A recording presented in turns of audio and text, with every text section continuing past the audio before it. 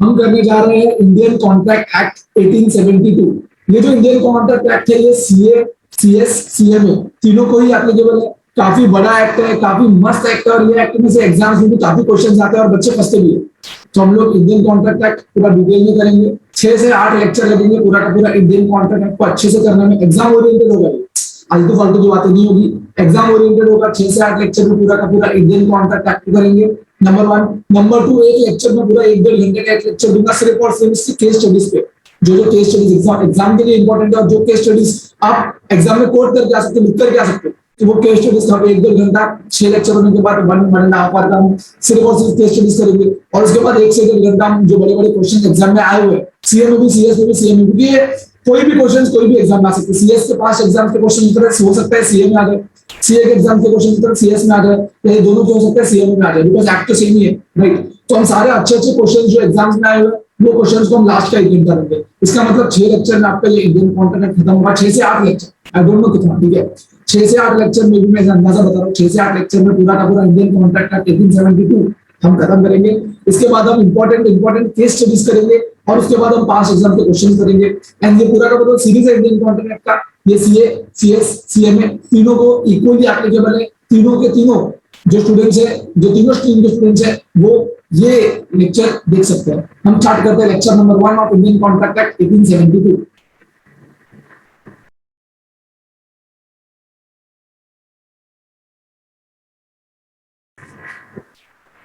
आपके पास जो भी नोट्स हो, जो भी बुक्स हो, आप वो बुक खोल करके बैठ सकते हो। पूरा का पूरा आपको सब कुछ समझ में आ जाएगा। साथ साथ आप पेन या पेंसिल लेकर के बैठिए, ताकि मैं चार्ट फॉर्म में पढ़ाऊंगा सब कुछ, आपको चार्ट फॉर्म में बताऊंगा तो आपको जल्दी याद हो जाएगा। तो साथ साथ मेरे आपको चार्ट बनाना है, ठीक है। तो हम लोग स्टार्ट कर रहे हैं Indian contract act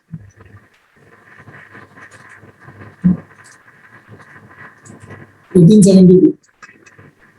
Indian contract act 1872। Sir आप कौन सा बेस बुक कौन सा है जिससे आप पढ़ा रहे हो? मैं पहले बता दूं, सीए, सीएस, सीएम में तीनों को सब कुछ सेम है, एक भी यहाँ वहां डिफरेंस नहीं है। मेरे पास तीनों बुक यहाँ पे अवेलेबल है, और तीनों का सब कुछ सारा कुछ सेम है, कुछ भी चेंजेस नहीं है। तो हम पूरा का पूरा पहले एक्ट समझ लें, पहले एक एक चीज का मतलब जान लो, फिर हम धीरे धीरे डिटेल में जाएंगे। और जैसे लेक्चर होगा वैसे वैसे आपको कॉन्फिडेंस आएगा। खाली बस आपको सब कुछ देखना है, पूरा लेक्चर देखना है, ठीक है। तो हम लोग स्टार्ट करेंगे इंडियन कॉन्ट्रैक्ट एक्ट। सबसे पहला जो वर्ड है वो आता है कॉन्ट्रैक्ट। कॉन्ट्रैक्ट का मतलब क्या होता है? What do you mean by contract? जब मैं बात करता हूँ कॉन्ट्रैक्ट की, तो अपने सामने क्या दिमाग में आता है? एग्रीमेंट। बिल्कुल सही, कॉन्ट्रैक्ट का मतलब होता है एग्रीमेंट ही है। कॉन्ट्रैक्ट का मतलब एग्रीमेंट होता ही होता है, no doubt, no doubt. Contract का मतलब एग्रीमेंट है, लेकिन वो एग्रीमेंट जो एनफोर्सेबल है, वो एग्रीमेंट जो एनफोर्सेबल है इन कोर्ट ऑफ लॉ, वो एग्रीमेंट जो एनफोर्सेबल है, वो एग्रीमेंट जिसके बेसिस पे आप कोर्ट में जाके सू कर सकते हो सामने वाले पार्टी को, वो एग्रीमेंट जिससे आप कोर्ट में जाके तो किसी के ऊपर केस फाइल कर सकते हो एग्रीमेंट के बेसिस पे, सिर्फ वो वाले एग्रीमेंट ही कॉन्ट्रैक्ट है, सारे एग्रीमेंट कॉन्ट्रैक्ट नहीं। याद रहे, वो एग्रीमेंट, वो कॉन्ट्रैक्ट का मतलब एग्रीमेंट होता है, बिल्कुल होता है, लेकिन वो एग्रीमेंट जो एग्रीमेंट के बेसिस पे आप कोर्ट में जाके केस फाइल कर सकते हो, वो एग्रीमेंट जो एग्रीमेंट के बेसिस पे आप कोर्ट में जाके किसी के ऊपर केस फाइल कर सकते हो, सिर्फ वो एग्रीमेंट कॉन्ट्रैक्ट होता है, सारे एग्रीमेंट कॉन्ट्रैक्ट नहीं होते। तुमको पता है, ये एक लाइन मैंने बताया, इससे ना एक पॉइंट क्लियर हो गया। क्या बताया? Every contract, every contract is an agreement, but every agreement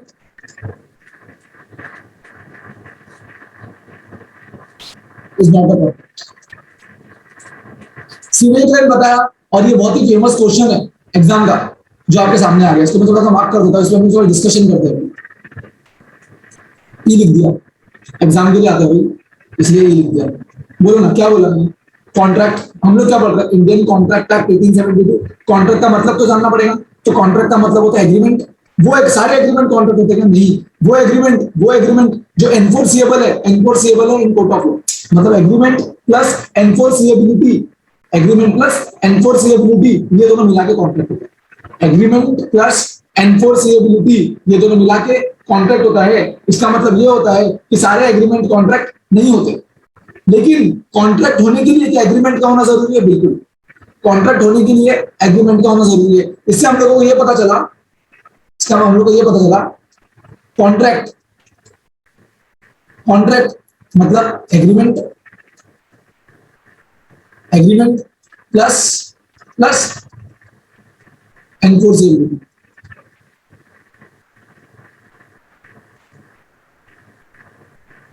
बहुत ही इंपॉर्टेंट लाइन है, ये ना जाने कितने बार सीए का एग्जाम हो, फाउंडेशन हो, सीएस का हो, सीएमए का हो, कितने बार ये चीज एग्जाम में आई है। वो लोग एक लाइन दे देते, every contract is an agreement but every agreement is not a contract. बस इसको आपको इलेबोरेट करना है। तो आसान तो है यार, सीधी सी बात है। हर हर हर कॉन्ट्रैक्ट एग्रीमेंट होता है, एग्रीमेंट के साथ साथ आप एनफोर्सेबिलिटी मिला दो, वो कॉन्ट्रैक्ट बन जाता है। तो हर कॉन्ट्रैक्ट एग्रीमेंट जरूर होता है, लेकिन हर एग्रीमेंट कॉन्ट्रैक्ट नहीं होता। नॉर्मल सा एग्रीमेंट है जिसका जो बेसिस, कोई ऐसा एग्रीमेंट जिसको आप कोर्ट में लेके नहीं जा सकते, वो कॉन्ट्रैक्ट नहीं हो सकता, वो खाली एग्रीमेंट ही है।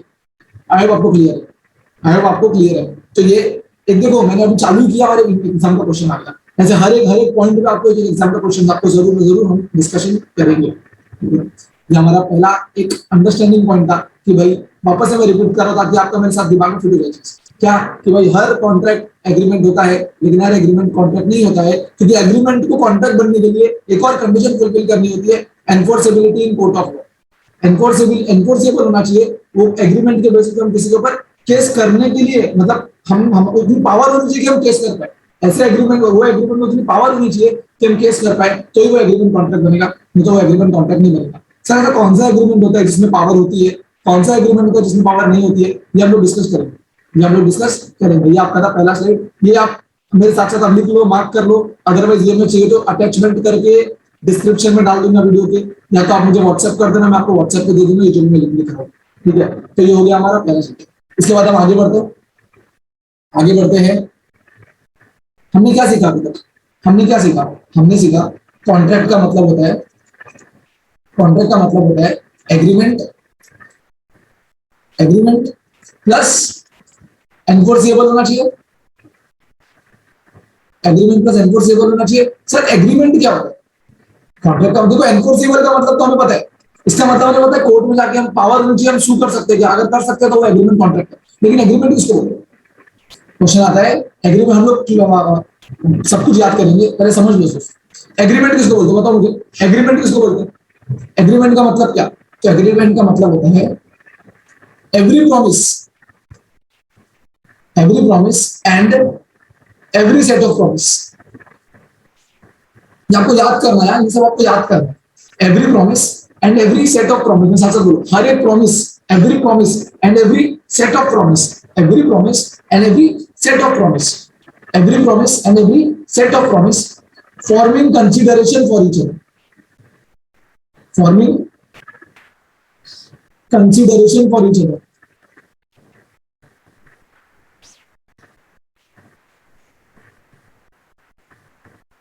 इसको बोल जाता है, इसको बोल जाता है एग्रीमेंट। बोलो क्या बोलो? Every promise, every set of promise forming consideration for each other, इसको बोल जाता है एग्रीमेंट। एक मिनट, हम लोग फिर से करेंगे ना, टेंशन कर लो। जो पहली बार भी पढ़ रहा है उसको भी सारा कुछ समझ में आएगा, जो पहले भी पढ़ रहा है उसको एकदम अच्छे से रिवाइज हो जाएगा। सबसे पहले हमने क्या पढ़ा?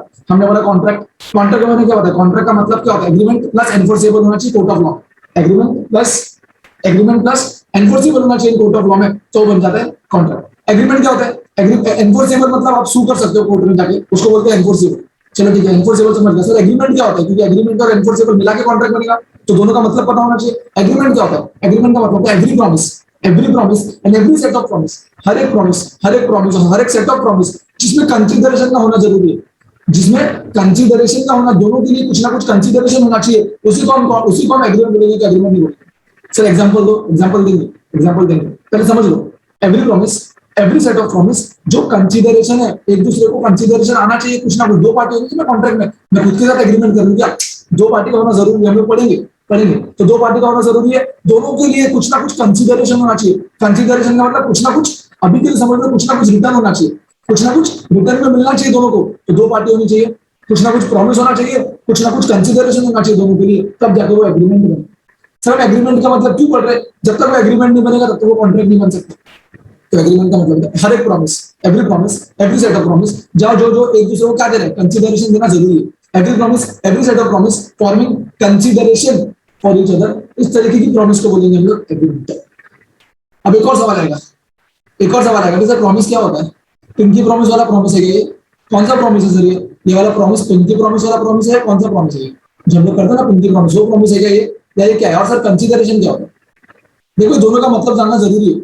प्रॉमिस में किस चीज को प्रॉमिस क्यों जान रहे, प्रॉमिस जान के हम क्या करेंगे? जब तक प्रॉमिस नहीं होगा तब तक एग्रीमेंट नहीं बनेगा, जब तक एग्रीमेंट नहीं बनेगा तब तक कॉन्ट्रैक्ट नहीं बन सकता। बोलो ना, तो प्रॉमिस जानना जरूरी है ना। तो अगर कोई चीज प्रॉमिस है और कंसिडरेशन है, इसका मतलब वो एग्रीमेंट है, और अगर एग्रीमेंट है और एनफोर्सेबिलिटी है तो इसका मतलब वो कॉन्ट्रैक्ट है।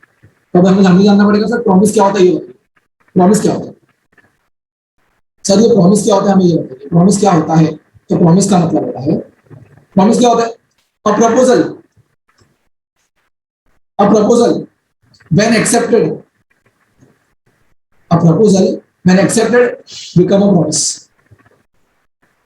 टेंशन मत लो यार, हम लोग अंदर अंदर जा रहे हैं लेकिन सब कुछ समझेंगे, सब कुछ समझेंगे।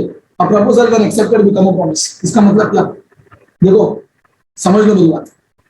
मैंने तुमको बोला कि मेरे लिए ये कर रहा है क्या तू, मेरे लिए तू ये कर रहा है क्या, मैंने प्रपोजल रखा, तुझे करना है यार, या तो ये कर देना, तू मुझे इतना सप्लाई कर दे, या तो मेरे लिए कुछ भी कर दे, ये कर देना मेरे लिए, कुछ भी क्या भेजूंगा मैं, मुझे इतना किलो चावल दे देना, मैंने इतना बोला था, मुझे इतना किलो प्रपोजल रखा, तूने बोला हाँ ठीक है दे दूंगा। ये तूने क्या किया, एक्सेप्ट किया मेरा प्रपोजल, और जैसे ही मेरे प्रपोजल को एक्सेप्ट कर दिया ना, ये बन गया प्रॉमिस, ये बन गया प्रॉमिस। सर प्रॉमिस बन गया तो, प्रॉमिस बन गया तो अब चेक करिए कंसिडरेशन है कि नहीं, अगर कंसिडरेशन भी है तो ये बन गया एग्रीमेंट, ये बन गया एग्रीमेंट। अब आप चेक करेंगे फिर एग्रीमेंट के कोर्ट में जाके हम केस कर सकते हैं एग्रीमेंट को, अगर हाँ तो बन गया कॉन्ट्रैक्ट। मैं बता दूं सारे एग्रीमेंट, एग्रीमेंट का मतलब ये होता है कि आप कोर्ट में जाके केस फाइल कर सकते हो, तो सारा एग्रीमेंट एनफोर्सेबल ही होता है, एक्सेप्ट फॉर फ्यू। वो कौन से एग्रीमेंट है जो कोर्ट में नहीं लेके जा सकते, जब हम बाद में डिस्कस करेंगे, लेकिन अभी के लिए तो सारा एग्रीमेंट होता है वो एनफोर्सेबल होता है। कोई कोई एग्रीमेंट ऐसा है जो एनफोर्सेबल नहीं होता तो वो कॉन्ट्रैक्ट नहीं है, ठीक है। जैसे एक बार बार रिपीट कर रहा हूँ, मैं सब डेफिनेशन याद करूँ, क्योंकि देखो ना मैं भला बड़ा लिख के डेफिनेशन नहीं बता रहा, मैं आपको थोड़ा एरो एरो प्लस माइनस ये सब करके डेफिनेशन याद करता हूँ, ठीक है। कॉन्ट्रैक्ट का मतलब क्या होता है, agreement plus enforceable in court of law. Agreement का मतलब हर एक promise and every set of promise जिसमें कंसीडरेशन हो, forming consideration for each other, इसे कहेंगे एग्रीमेंट। लेकिन सर प्रॉमिस क्या होता है? प्रॉमिस का मतलब मैंने प्रपोजल रखा, सामने वाले ने एक्सेप्ट कर लिया, मतलब प्रॉमिस दे दिया, ना हो गया प्रॉमिस, ये हो गया प्रॉमिस। अब चेक करिए कंसीडरेशन है कि बोलो। तो प्रॉमिस का मतलब proposal when accepted become a promise, और proposal when accepted become a promise. अब यहाँ पे एक और क्वेश्चन आ जाएगा, यहाँ पे एक और क्वेश्चन आ जाएगा कि सर ये तो ठीक है, अब बताओ प्रपोजल क्या होता है? मतलब कब माना जाएगा कि मैंने प्रपोजल रखा, और कब माना जाएगा जब उसने एक्सेप्ट किया? ये माना कब जाएगा? क्योंकि प्रपोजल एक्सेप्ट होगा तभी तो प्रॉमिस होगा। मैंने उसको बोला अरे सुन ना ये ऐसा कर दूंगा, बोला हाँ ठीक है कर दूंगा, क्या ये प्रपोजल था और एक्सेप्टेंस था क्या? क्या इसको हम प्रपोजल बोलेंगे जो मैंने रखा और उसने जो किया, क्या उसको एक्सेप्टेंस बोलेंगे? अगर हाँ तो ये प्रॉमिस बन गया, और अगर प्रॉमिस बन गया तो चेक कर कंसिडरेशन है कि नहीं, अगर कंसिडरेशन भी है तो ये एग्रीमेंट। चेक करना एनफोर्सेबिलिटी है कि नहीं, अगर एनफोर्सेबल है तो ये कॉन्ट्रैक्ट बन चुका है, और जब कॉन्ट्रैक्ट बन गया तब तो ये पूरा का पूरा एक्ट काम में आएगा, इंडियन कॉन्ट्रैक्ट है। जब तक वो कॉन्ट्रैक्ट नहीं है तब तक ये एक्ट क्या बोल रहे हैं, बाहर है। अगर तू कॉन्ट्रैक्ट है तो ये इंडियन कॉन्ट्रैक्ट में आना, तो कॉन्ट्रैक्ट नहीं है ना, बाहर के बाहर निकलो, अंदर मत आओ, ये इंडियन कॉन्ट्रैक्ट है, बड़ा दरवाजा है, इसके अंदर आने के लिए आपको सब फुलफिल करना पड़ेगा। कि आपका पहले आप ये तो पता कर लो कि कॉन्ट्रैक्ट है क्या, मतलब एग्रीमेंट है क्या, एनफोर्सेबल है क्या, एग्रीमेंट है क्या, पता कैसे चलेगा? चेक करो प्रॉमिस और कंसीडरेशन है क्या, every promise and set of promise forming consideration for each other, तो वो एग्रीमेंट बनता है। प्रॉमिस मतलब प्रपोजल एक्सेप्ट हो गया तो वो प्रॉमिस बन जाता है। अब हम जानेंगे प्रपोजल का मतलब।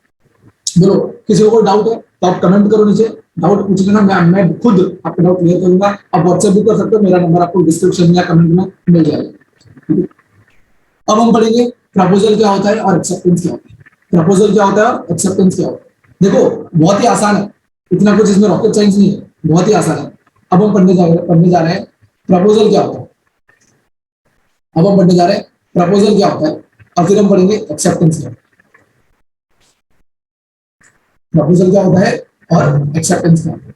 हाँ भाई बोलो बोलो, जो बाहर करके रखा है डेफिनेशन प्रपोजल का, बाहर करने जैसा नहीं है, बहुत ही आसान है, बहुत ही आसान है प्रपोजल का डेफिनेशन। कहां से चालू होता है बोलो, देखना। When one person, when one person signifies another person, when one person signifies another person, when one person signifies another person, क्या बोल रहा हूँ? when one person, प्रपोजल रख रहा हूँ ना, मतलब आप खुद अभी हिंदी में समझो पहले। प्रपोजल रख रहा हूँ मतलब मैं कुछ प्रपोजल रख रहा हूँ, मैं कुछ ऑफर रख रहा हूँ, ठीक है ना, मैं कुछ ऑफर रख रहा हूँ, मैं कुछ प्रपोजल रख रहा हूँ, तो क्या होगा? when one person, एक इंसान दूसरे इंसान को बता रहा है, when one person signifies the another person, क्या बता रहा है भाई? वो क्या बता रहा है एक इंसान दूसरे इंसान को? his willingness, his willingness to do something,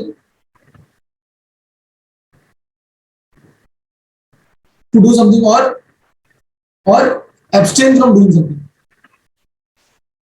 बता दो क्या होता है, टेंशन मत। सब कुछ याद करके जाएंगे हम भाई, याद के बिना जाएंगे नहीं। क्या बोल रहे हैं, व्हेन वन पर्सन, एक इंसान, अभी हम लोग प्रपोजल का मतलब है, ठीक है, अभी हम लोग प्रपोजल कर रहे हैं। प्रपोजल क्यों पढ़ रहे हैं, क्योंकि प्रपोजल होगा, एक्सेप्ट होगा, तभी तो वो प्रॉमिस बनेगा। तो पता तो चले प्रपोजल होता क्या है। एक इंसान, व्हेन वन पर्सन दूसरे इंसान को बता रहा है, क्या बता रहा है, उसका विलिंगनेस, मेरा विलिंगनेस मैं बता रहा हूँ, मेरा विलिंगनेस क्या, मेरा कुछ करने का या कुछ नहीं करने का। मैं उसके सामने एक ऑफर रख रहा हूँ, वो ऑफर में क्या होगा, या तो उसको कुछ करना होगा वो ऑफर से, या तो उसको कुछ नहीं करना होगा। कुछ नहीं करना भी एक ऑफर होता है, पढ़ेंगे हम लोग आगे जाकर। मैं क्या बोलूंगा, अरे यार तू ये करना, वो बोलेगा हाँ ठीक है कर दूंगा, हो गया ना ये प्रपोजल और एक्सेप्टेंस। लेकिन मैं जब उसको ऑफर कर रहा हूँ, मैं जब उसको प्रपोजल कर रहा हूँ, उसी चीज को इंग्लिश में लिखा गया है कि भाई प्रपोजल किस चीज को बोलेंगे, प्रपोजल है कब हम बोलेंगे कि ये प्रपोजल है, जब वन पर्सन दूसरे इंसान को बोल रहा है, विलिंगनेस कि उसको दूसरे इंसान को कुछ करना होगा या कुछ नहीं करना होगा, कुछ करना होगा या कुछ नहीं करना होगा, टू डू समथिंग और एब्सटेन फ्रॉम डूइंग समथिंग। ये सब क्यों कर रहा है वो, ये सब मैं क्यों कर रहा हूँ, क्यों कर रहा हूँ, उसका हाँ सुनने के लिए ना, with a view to obtain an assent, with a view to obtain an assent. बोलो यार, with a view to obtain an assent. Repeat करो मेरे साथ, one person signifies another person, एक इंसान दूसरे इंसान को बता रहा है, उसका विलिंगनेस बता रहा है, कुछ करने का कुछ नहीं करने का, कुछ करने का और कुछ नहीं करने का। One person signifies another person, his willingness, his willingness कुछ करने का, टू डू समथिंग और एब्सटेन रोक रहा है, एब्सटेन मतलब रोकना, कुछ नहीं करना, टू डू समथिंग और नॉट टू डू समथिंग। क्यों ये प्रपोजल में क्यों रख रहा हूँ, क्या ऐसे ही टाइम पास के लिए, भाई उसका आंसर के लिए, उसके हाँ बोलने के लिए, उसके आंसर के लिए मैं रख रहा हूँ, उसका हाँ सुनने के लिए मैं क्यों रख रहा हूँ, with a view to obtain an assent, with a view to obtain an assent. और याद रखना, सच एक्ट और सच एक्ट और ये जो एब्सटिनेंस में रखा हूं ना, एब्सटिनेंस, सच एक्ट और ये क्या हो गया, हैंग हो गया ना, सच एक्ट और एब्सटिनेंस, इसी को हम लोग बोलते हैं, इसी को हम लोग बोलते हैं प्रपोजल।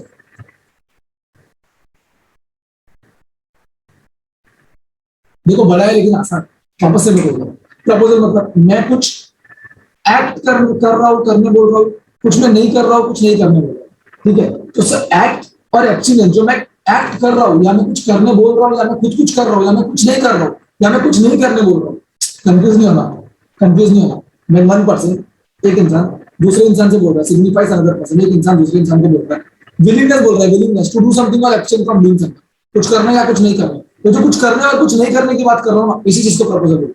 लेकिन ये जो बोल रहा हूँ ना, मैं क्यों बोल रहा हूँ, हाँ आंसर, हाँ के लिए, अगर हाँ सुनने के लिए प्रपोज क्यों करते हो तुम लोग, प्रपोज क्यों करते हो, हाँ सुनने के लिए करते हो ना। तो ये हाँ सुनने के लिए, अगर ये कुछ एक्ट है, कुछ एब्सटिनेंस है, with a view to obtain an assent, तो ये एक्ट और ये एब्सटिनेंस आपका प्रपोजल हो गया, इसे हम प्रपोजल कहेंगे। तुमने किसी को बोल दिया, ये सुनने के लिए, हाँ सुनने के लिए तूने किसी को ऑफर कुछ कर दिया, हाँ सुनने के लिए कुछ ऑफर कर दिया, या तो तूने किसी को ऑफर, वो एक्ट है या एब्सटिनेंस है, याद रखना। कोई कोई लोग एब्सटिनेंस भूल जाते हैं, एब्सटिनेंस भूल जाता है, एब्सटिनेंस का मतलब रोकना, नहीं करने के लिए बोलना वो चीज। ये भी कोई ऑफर है ना, तो ये मत कर, वो बोलेगा हाँ ठीक है नहीं करूंगा, मैं बोलूंगा ये मत कर, वो बोलेगा हाँ ठीक है नहीं करूंगा। देख मैंने ऑफर रखा, नहीं करने कुछ बोला, कुछ करने के लिए बोला क्या मैंने उसको, नहीं, मैंने बोला मत कर, और उसने उसमें हाँ बोल दिया नहीं करूंगा, ये भी तो ऑफर और एक्सेप्टेंस हो गया, ये भी तो प्रपोजल हो गया, प्रपोजल, ये भी तो प्रपोजल हो गया। और एक्सेप्टेंस का मतलब उसने एक्सेप्ट कर दिया, एक्सेप्टेंस का मतलब क्या हो सकता है, तुमने बोला एक्सेप्टेंस का, उसने एक्सेप्ट कर दिया ना। तो the person to whom the offer was made signifies his assent, तो हो गया एक्सेप्टेंस। अरे बोलो ना, एक्सेप्टेंस का मतलब क्या होता है, when the person to whom the proposal is made, उसने बोल दिया signifies his assent, signifies his assent, वो प्रपोजल को बोलेंगे हम एक्सेप्टेंस, जिसको उन्होंने ऑफर किया था। तो when the person, when the person to हुम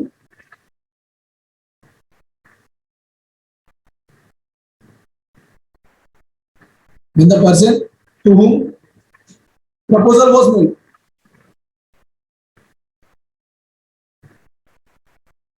person to whom proposal was, उसने क्या किया, signifies his assent, उसने हाँ बोल दिया, उसने मेरे को हाँ बोल दिया। assent का मतलब हाँ होता है, signifies his assent, तो ये क्या हो गया, ये हो गया आपका acceptance, ये हो गया आपका acceptance। बोलो किसी को डाउट, एक बार हम लोग पूरा वापस से देख लेंगे, टेंशन ना लो। हम लोग ने कहाँ से शुरू किया था, हम लोग ने शुरू किया था कॉन्ट्रैक्ट के मतलब जानने से, इंडियन कॉन्ट्रैक्ट एक्ट 1872, कॉन्ट्रैक्ट क्या होता है कॉन्ट्रैक्ट, क्या होता है एग्रीमेंट, एग्रीमेंट प्लस एनफोर्सेबल होना चाहिए। ऐसा एग्रीमेंट जो कोर्ट में एनफोर्सेबल है खाली वही कॉन्ट्रैक्ट बनेगा। सर एग्रीमेंट क्या होता है, every promise, every set of promise जो कंसीडरेशन करती हो, प्रॉमिस जिसमें कंसीडरेशन हो वो बन जाता है एग्रीमेंट। लेकिन प्रॉमिस का मतलब क्या, प्रपोजल जब एक्सेप्ट हो गया तो प्रॉमिस बन गया। प्रपोजल में किसी को प्रपोज किया, उसने एक्सेप्ट कर दिया, बताओ हम उसने, हम दोनों ने एक दूसरे को प्रॉमिस कर दिया, मैंने प्रपोजल दिया, उसने एक्सेप्ट कर दिया, हम दोनों ने एक दूसरे को प्रॉमिस कर दिया। तो प्रपोजल जब एक्सेप्ट हो गया तो क्या बन गया, वो बन गया प्रॉमिस। प्रपोजल जब एक्सेप्ट हो गया तो क्या बन गया, प्रॉमिस। लेकिन प्रपोजल मतलब क्या, प्रपोजल मतलब क्या बोला, तो बताओ जरा प्रपोजल का मतलब क्या होगा, अभी तो किया। प्रपोजल का मतलब when one person, एक इंसान दूसरे इंसान को बता रहा है his willingness, तो एक इंसान दूसरे इंसान को बता रहा है to do something और abstain from doing something, to do something और abstain from doing something। और क्यों क्यों कर रहा है, मैं ऑफर क्यों कर रहा हूँ, मुझे क्या सुनना है, हाँ सुनना है, तो with the view to obtain an assent। when one person दूसरे इंसान को बता रहा है willingness क्या to do something और abstain from doing something, क्यों दे रहा है ये सब ऑफर, क्यों दे रहा है, to obtain an assent। ऐसे एक्ट को और ऐसे एक्शंस को हम लोग प्रपोजल बोलेंगे। और जिसको हमने प्रपोज किया अगर उसने सिग्निफाई कर दिया उसका असेंट, असेंट का मतलब हाँ, उसने अगर मंजूरी दे दी, सिग्निफाई कर दिया उसका असेंट, तो ये जो ऑफर मैंने दिया था ना, प्रपोजल मैंने दिया था ना, ये प्रपोजल को मान लिया जाएगा, एक्सेप्ट हो चुका है ये प्रपोजल। और इस तरीके का प्रपोजल जब एक्सेप्ट हो जाता है तो वो प्रॉमिस बन जाता है। और वो प्रॉमिस में अगर कंसीडरेशन होगा तो वो एग्रीमेंट बन जाएगा। और वो एग्रीमेंट अगर एनफोर्सेबल होगा तो वो कॉन्ट्रैक्ट बन जाएगा। आई होप चीजें काफी क्लियर हो चुकी है। ठीक है, मेरा मेरा सिर्फ एम था कि मैं आपको बेसिक्स बता दूं, सारे टर्म्स के मतलब बता दूं। अब हम आगे जाके कंसीडरेशन हमारा बाकी है। अगर आपको पता होगा कंसीडरेशन भी तो है ना, कॉन्ट्रैक्ट का पार्ट है। अरे भाई प्रॉमिस के साथ साथ कंसीडरेशन का होना भी तो जरूरी है। ये रहा ना कंसीडरेशन, ये तो ये हमारा बचा है। कंसीडरेशन मतलब क्या, हमने प्रॉमिस का मतलब जान लिया, कंसीडरेशन का मतलब बचा है। ठीक है, तो देखो ये हो जाता है हमारा कॉन्ट्रैक्ट फिजिकल टू एग्रीमेंट। इसके पहले भी हमने एक और चीज की थी भाई, ये जो इंपॉर्टेंट क्वेश्चन है कि हर every contract is an agreement but every agreement is not a contract. Agreement को कॉन्ट्रैक्ट बनने के लिए एनफोर्सेबिलिटी का होना जरूरी है। ठीक है, एक बार मेरे साथ साथ डायग्रामेटिक फॉर्म में आ जाएगा, ट्री डायग्राम बोलते हैं ना, जैसे ऊपर से नीचे तक हायरार्की वाली। देखो ध्यान दो, कॉन्ट्रैक्ट क्या होता है, एग्रीमेंट प्लस एनफोर्सेबिलिटी। एग्रीमेंट मतलब एग्रीमेंट तो प्रॉमिस, सेट ऑफ प्रॉमिस और कंसीडरेशन होना चाहिए तो एग्रीमेंट बन जाता है। प्रॉमिस और कंसीडरेशन होना चाहिए तो एग्रीमेंट बन जाता है। प्रॉमिस का मतलब प्रपोजल जब एक्सेप्ट हो गया तो प्रॉमिस हो गई, प्रपोजल किया सामने ने एक्सेप्ट कर लिया, प्रॉमिस हो गई। प्रपोजल का मतलब when one person signifies that another person is willingness to do something or abstain from doing something with a view to obtain an assent, such act or action is known as proposal। और proposal accept हो गया तो promise बन गया। तो acceptance का मतलब the person to whom the proposal is made, याद रखना यहाँ पे चालू, the person to whom the proposal is made, जिसको प्रपोजल किया था खाली वो बाजू वाला आके बोले यार हाँ हाँ हाँ, देखो किसने पूछा था भाई, जिसको पूछा था हाँ वही बोलेगा। तो the person to whom the proposal is made signifies his assent, उसने हाँ बोल दिया तो मतलब उसने ऑफर एक्सेप्ट कर लिया। और जब प्रपोजल एक्सेप्ट होता है तो प्रॉमिस बन जाता है। जब प्रॉमिस के साथ कंसीडरेशन होगा तो वो एग्रीमेंट बन जाएगा। तो हमारा कंसीडरेशन क्या होता है ये देखना बचा। कंसीडरेशन मतलब क्या, तो ये हमारा देखना बचा है कि हम लोग नेक्स्ट लेक्चर में देखेंगे। और इसके साथ साथ हम लोग और बहुत सारे छोटे छोटे पॉइंट्स करेंगे और ये पार्ट को हम लोग खत्म कर देंगे। फिर आगे तो और बहुत कुछ बचा है। ठीक है, आई होप आपको लेक्चर अच्छा लगा हो। सब्सक्राइब कर देना, बेल आइकन दबा देना ताकि जब अगला लेक्चर आएगा तो आपको नोटिफिकेशन आ जाएगा। Okay bye bye, take care.